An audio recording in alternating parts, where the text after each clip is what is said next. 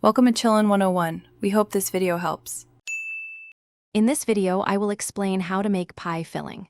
First, select high-quality, ripe fruit for optimal taste and texture. Next, decide on your preferred thickener, such as cornstarch or flour, to achieve the right consistency. Remember to balance the sweetness and spices to enhance the natural flavors of your fruit. This foundational approach ensures a delicious base for any pie. Preparing your fruit properly is key. Wash and chop it into consistent, bite-sized pieces for even cooking.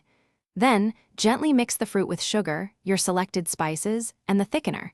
If you prefer a clear, glossy filling, cornstarch or tapioca are excellent choices. For a more opaque, classic look, flour works wonderfully. This step ensures your filling cooks evenly and sets beautifully.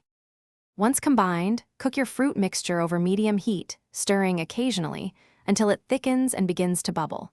Be careful not to overcook, as this can break down the fruit too much and diminish its fresh flavor. After cooking, transfer the filling to a shallow dish and allow it to cool completely.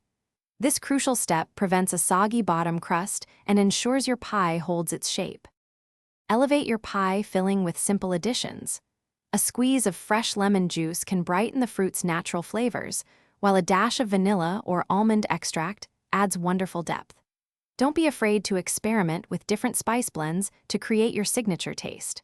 Remember to check the description below for a link to a fantastic book that can truly change how you think about money, as well as other great deals.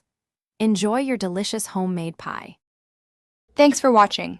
Consider subscribing if we helped you.